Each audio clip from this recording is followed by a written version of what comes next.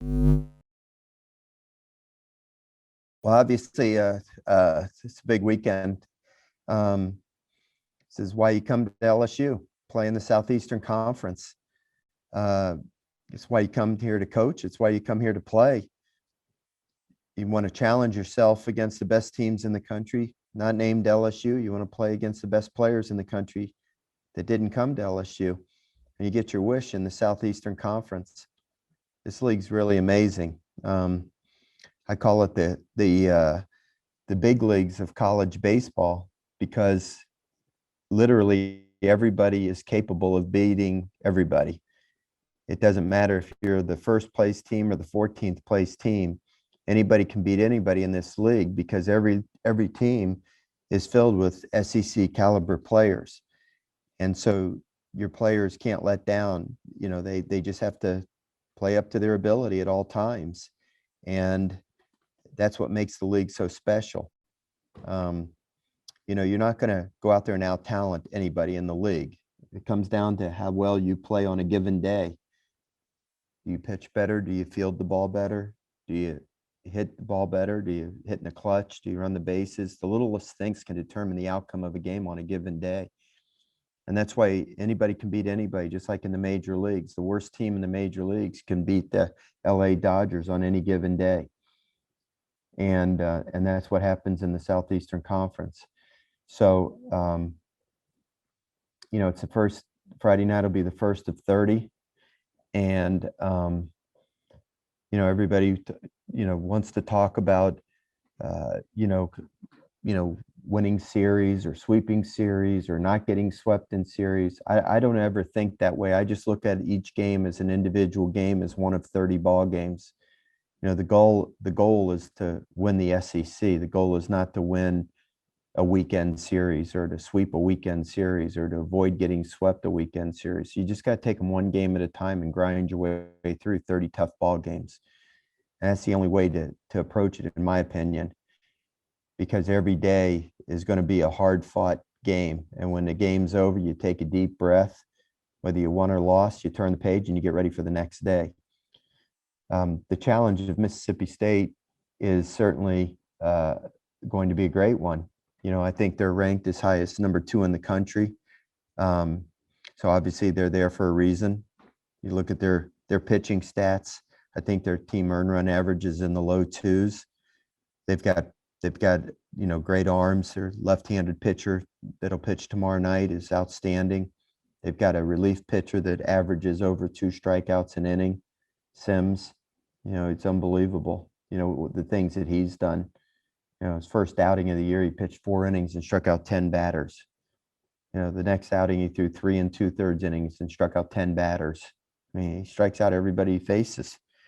It's unbelievable. They need to make a new league for that guy. So they've got great arms. It all starts with that, but they've got a solid lineup. They've got power, speed. I mean, there's no weaknesses. But this is what you expect when you play Mississippi State. They take their baseball very serious in Starkville. And it's a program I have greatest respect in the world for. I've enjoyed competing against them. I enjoyed competing against them when I was at the University of Notre Dame. We went to a regional there one year, and it was, at that point in my life, the greatest experience I'd ever had in coaching. I actually played the last college baseball games I ever played for the University of New Orleans was in Starkville. It was a heartbreaker to lose the final, to lose to Mississippi State and end our season. We had beaten them once and then lost to them, and my career in college was over with that loss. As I mentioned, we played there in the regional when I was a coach at Notre Dame, and then the next year we went back there and opened the season and swept them in a series, which was really cool. And then we've had, let's see, I guess 13 times we've played them since I've been, well, 13 times in the regular season since I've been the coach here at LSU. And every year it's been a great series, for a lot of reasons. So, you think about the history of the 2 universities in baseball, before I came here, I believe wholeheartedly that the rivalry between LSU and Mississippi State is what created SEC baseball as we know it today. Ron Polk showed up on the campus in Starkville, Mississippi, and forced them to take it serious. He built a great program. Fans started coming to the games. He took their team to Omaha. And then a guy named Skip Bertman came to LSU and obviously knew what he was doing and built a great program here. And all of a sudden we had this natural rivalry between these two great programs. And guess what happened? Lots of people started coming to the games. Two teams played at a very high level, started going to Omaha, and athletic directors and presidents at a lot of other SEC universities started looking in Baton Rouge and Starkville and saying, look what's going on at those two places. I wonder if we hired a really good coach and put some resources into our program, built a good facility. I wonder if we could have a baseball program that we could be proud of. And that's how we ended up with a conference like we have now. And I really attribute the rivalry between Mississippi State and LSU when Skip and Ron were running the programs to creating the SEC as we know it today. So I always look forward to this weekend. It's great baseball. It's fun. The fans love it. And tomorrow night can't get here soon enough for my liking. I do have a quick follow-up, if that's okay. I can get in here. I promise I won't give as long an answer to. Okay. So obviously Mississippi State, they've come in. I think I saw this morning they have 4 straight shutout games from their pitching staff. I mean, what's your message to your hitters this weekend? I mean, a lot of these guys have never played in SEC or gone against SEC pitching before. And I mean, is it your inclination as a coach to try to get more veteran experience hitting out there for like maybe a first weekend SEC series? They had 4 consecutive shutouts. They've had 4 consecutive shutout games from their pitching staff. Not leading up to tomorrow. I think so. I think that's what I saw this morning. No, I don't maybe no. That's not right, but I think I saw something like that this morning. But no, I don't think that's accurate. Okay. I think maybe at some point during the season they might have. I'll have to go back and look, but yeah, they got a 2.2 earned run average or something like that. So obviously that the left-hander tomorrow night, I think his name's pronounced McLeod, if I'm not but I'm not 100% certain of that. I've never seen him pitch in person because last year I think he was a redshirt freshman last year, and we never got to play them. But the numbers he was putting up last year were ridiculous, and he's pretty much picked up where he left off last year. I mean, they're going to throw great arm after great arm out there. They have an outstanding pitching staff. So, our guys are going to have to be prepared to meet that challenge. But we've faced good pitching, contrary to what some people may believe. We have faced good arms. And I'm glad that we have. I think our team is very well prepared for this weekend. I'm sure Mississippi State feels that they're prepared, and I don't think that they've faced any arms that are better than the arms that we have faced. And our guys are ready to go. So, they don't need to try any harder this weekend than they've tried in every game up to this point. And that's really the message. That's how we approached every game we play, whether it's Mississippi State, Texas San Antonio, Southeastern Louisiana. It doesn't matter to us. We're going to approach every game like it's the most important game of the year and put pressure on ourselves to perform at a high level. And so when you get to these games in the SEC or whatever, you don't have to try any harder. You just go out there and play the game the way you know how to play it. You play loose and confident and let it rip and see what happens. Hey, Coach, can you hear me okay? I've been having trouble with my mic. You're good. Good. All right, so I got a couple questions about just Hayden Travinski. One, just how is his arm feeling? How's he feeling today? And then 2, you've said in the past you're going to have a pretty tough decision to make moving forward of what to do with center field. With Travinski kind of coming on the past few days and then Alex Milazzo as well, are you starting to feel like you have a tough decision to make at catcher as well? Yeah, I think there'll be tough decisions in center field. I think there'll be tough decisions behind the plate and then potentially at one other position. So we're always going to look at everything to make us the best team possible, Taylor. And, there might be tweaking here and there. It might be not a permanent move. It might be on a given day, depending on who we're facing, what the climatal conditions are,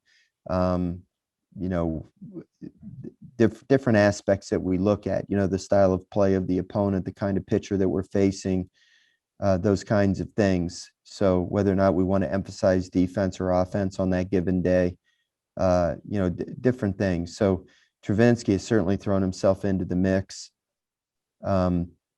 It's pretty apparent, that Travinski brings an element to the catching position offensively that we haven't had.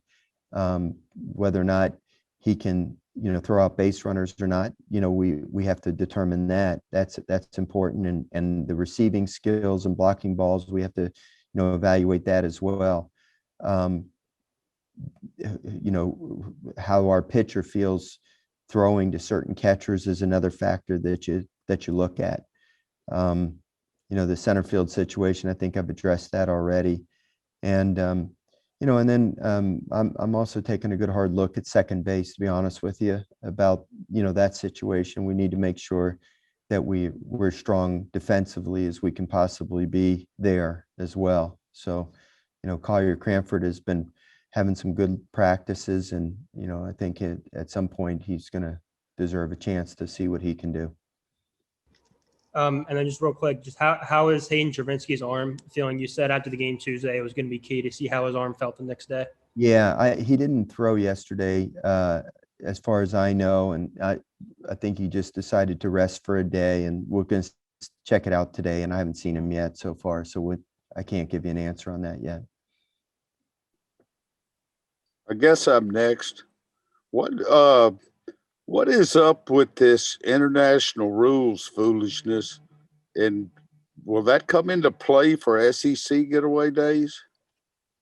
The NCAA, that foolishness was applied to Major League Baseball, by the way. That foolishness is not my words; those were your words, by the way. Okay. Well, I'd say travesty, but you can put quotation marks around that as your words. Okay.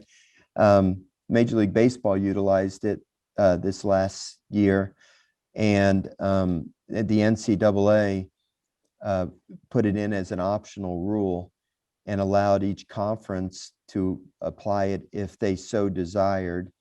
And for non-conference games, if the two coaches agreed to use it, then you could use it.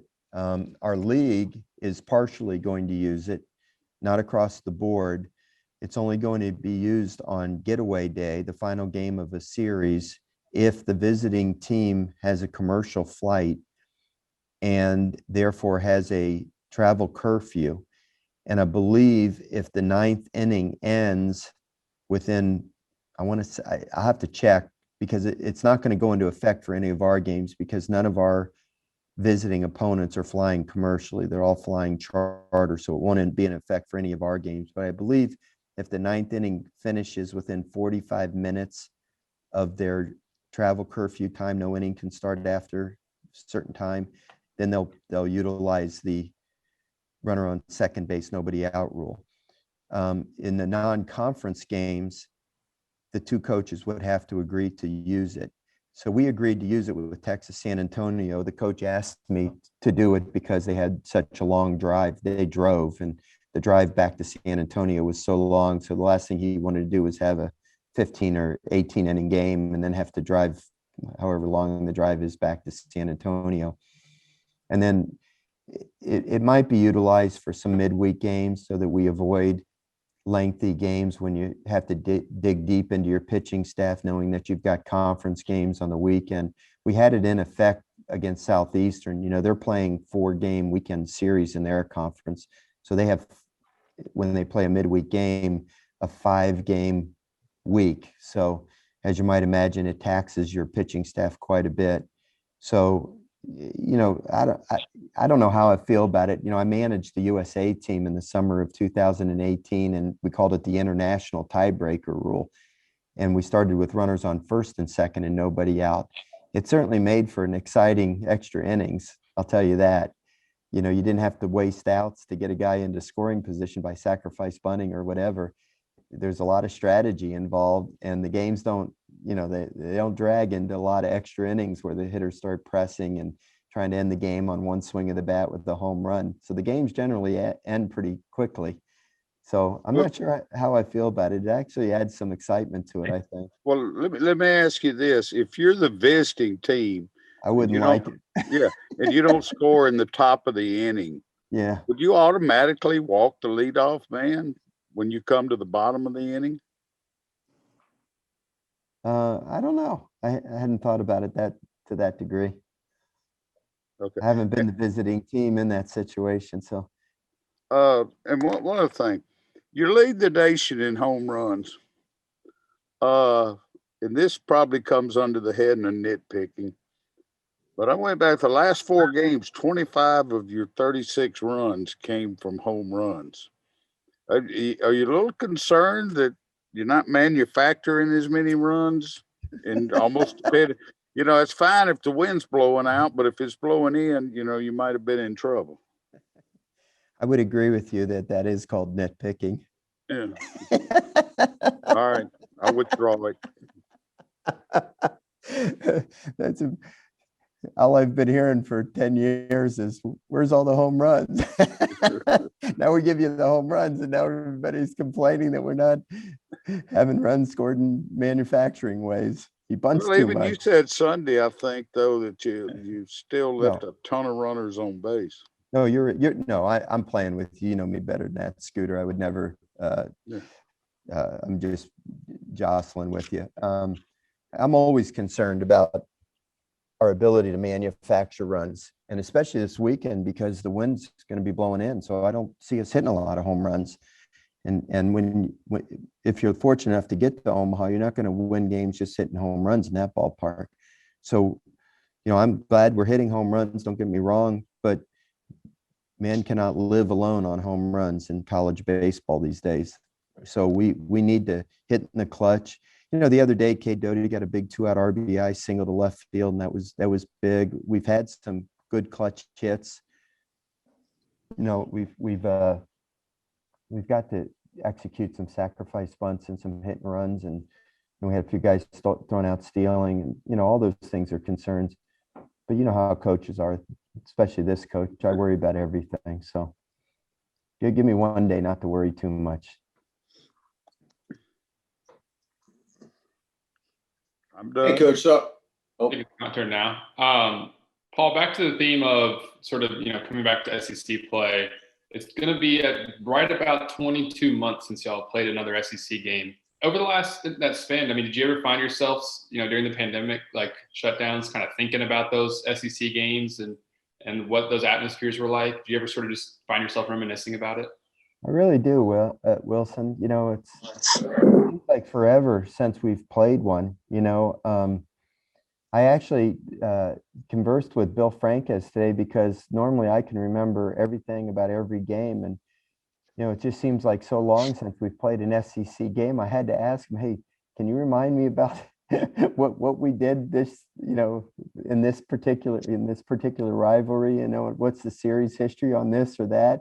Because it's been so long, like my memory got stale about some of the things. But it'll be exciting to kind of get back into that mode, that mindset of every weekend, playing conference. I watched a replay of the Florida State game last night on ESPN Plus, I think it was, just to kind of see an SEC team play again. I'll watch tonight the Florida Texas A&M game just to kind of get back into that mindset again of SEC baseball.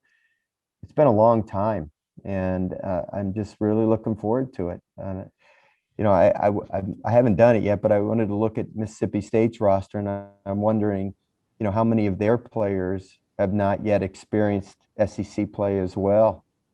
I know we have a lot of players that have not, and I wonder how many of theirs have not. Like I know tomorrow night's pitcher has not. He was a redshirt freshman last year, so he hasn't pitched in an SEC game. I know their Saturday starter did because we faced him in relief. Remember the last game we played against Mississippi State, we 10-run ruled him in the SEC tournament in 19, and I know he pitched the last 2 innings of that game.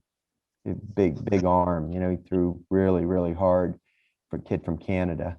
But I'll have to go through their lineup and see how many of their kids have actually played in the SEC. I mean, we have Dugas and Beloso. I don't know if we have anybody else that has. That's in our normal starting lineup. So, yeah, it's gonna be different. Wish we had Big Ben McDonald pitching for us this weekend. I know he pitched in some SEC games. Them guys are never easy to get out. Have you heard that? Okay, so McLeod's definitely going for them. I heard Bednar was going to pitch game 2. Have you heard that? I haven't heard anything yet, Ben. I haven't heard their information at all. I was just checking social media, and they sound like they're going to move Bednar into the 2-hole for Saturday and push Sarantola back to Sunday. Is what that said. I guess it's not official yet, but that's what some people are reporting. Okay. Whatever. It don't matter. You got to face them all anyway. Yeah. Just different days. Coach, let me ask you something. What the back end of your bullpen, Fontenot threw it, probably looked the best he's looked all year the other day against Southeastern, is what you've been wanting to see. You feel comfortable getting him back at the back end, or you're going to stick with your freshman and roll him out there? It just depends on the situation. Ben, I thought the second time that Fontenot threw this weekend against UTSA was the best he'd thrown all year up until the Tuesday game against Southeastern. So he threw the ball with much more conviction, and he was out there letting it rip, grunting and groaning and competing instead of just kind of feeling for it, Mm-hmm. And so the last 2 outings really gave me a lot more hope. I really like that Garrett Edwards kid. It's not overpowering stuff, but it's real poised stuff. And speaking to you, an ex-basketball player, knowing his background in basketball, I'm visualizing Garrett Edwards standing on the free throw line, having to hit 2 free throws to send the game into overtime, and the poise that it takes to do that. I look at him toeing the slab and having to pump that strike in there when he needs it, and he's just as calm as can be, and he does it, like making that free throw. You got to play defense behind him, but I think he's got 3 pitches that he can mix. And, he went through the top of the order against Southeastern the other night, which is a pretty good top of the order. And I'm real confident in that kid. So for right now, I think we're going to use him at the end of the game. And I like Fontenot in the 8th inning. It could change depending on, who's up and, coming up, as far as a matchup situation, as far as who I think Fontenot might be best suited to face, or who's available. If Garrett Edwards is not available, of course, Right. But, sometimes the save situation is in the 8th inning, as you know. So, it's just good to know that we can feel better about counting on Devin and counting on Garrett. And I think Ty Floyd showed that we can count on him as well. You just start counting numbers of guys that you feel good about using. And it's amazing every year, you can have X amount of numbers on your staff. And when it gets down to it, if you got 8 to 10 guys that you really feel good about using, then you feel grateful. And that's what it ends up being just about every year, Absolutely. What else was I going to ask you? Oh, how about your defense? How you feeling about your defense over your left side? I know your left side's always been your side, right? I know that's where you like to be your strongest. You think Doty, at times he looks comfortable to me. At other times he feels like he just needs some reps to get over there. You're feeling pretty comfortable over there? I feel a lot better about shortstop now with Jordan Thompson. I think with each passing game, that kid's confidence is growing and growing. He's a real confident kid in himself, and it's showing. I think he played errorless against Texas San Antonio, and I don't think he's had a lot of chances, but the chances he's had, when who was it that came in and when the left-hander Coleman came in the 7th inning on Sunday and gave up the 2 runs and had runners on 2nd and 3rd, and it was down to a 4-run game at that point, a 5-run game, I think. And then 2 outs, ground ball to short. Thompson charged that ball. It was a routine play, but he charged that ball with confidence, gloved it cleanly, and gunned it to first base. that was a big play. If he doesn't make Yeah. that routine play there, now we're really in a situation. He's made a few of those plays, which, he didn't hang back. Looked like he wanted the ball hit to him. So that makes me feel confident in him. And I think he's our shortstop going forward, without a doubt. And I feel much better about him. I think Doty's situation is it's just he hasn't played third base in a while. And I just think the more reps he gets, the more he plays there, the more confident he'll become. I was glad he got that first chance in the 9th inning against Southeastern. Jared Edwards, after he had missed the one before. Right. That one, he looked very confident. He fielded it. He gunned it over, threw a strike to first base. So I think he's going to be okay over there. I mean, sometimes it's it's the best you got. You got to go with it. And I just think he'll keep working at it, and he'll become more and more confident. Unfortunately, now the concern is a little bit at second base. We've had a few misplays over there, and now I'm a little bit more concerned about second base. I think we're really good at first base, and as a pitcher, you just got to keep that defense as tight as you can, and especially this weekend with the wind blowing in, it could be a low-scoring, tight ball games, and one misplay could be really critical in the outcome of the game. And Gio out in center field, has he gotten, I know that's the hardest thing. It looks like he's healthy, I'm guessing, from a running standpoint, but hadn't got the at-bats yet to kind of get his timing. Is he facing some kind of live pitching at all to kind of bring him back up to speed, or you just got to get him in whenever you can and let him just kind of get his timing back? We got him about 7 live at-bats yesterday in practice in a sim game. So we had Vittmeyer. We had about 5-6 pitchers throw yesterday, about 15 to 20 pitches each. And we had about 4-5 hitters hit yesterday. And I think Gio got maybe 6 or 7 at bats yesterday. So, yeah, there's no rush to get him back. Mitchell and Brody have both done a super job out there.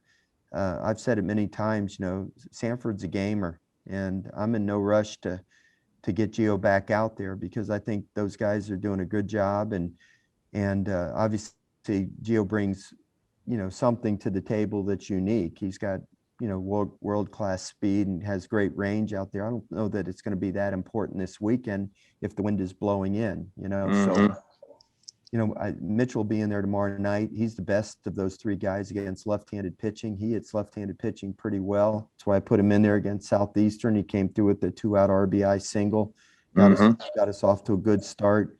The 2 games before that, he hit a big home run. He got the big pinch hit single to get our rally started.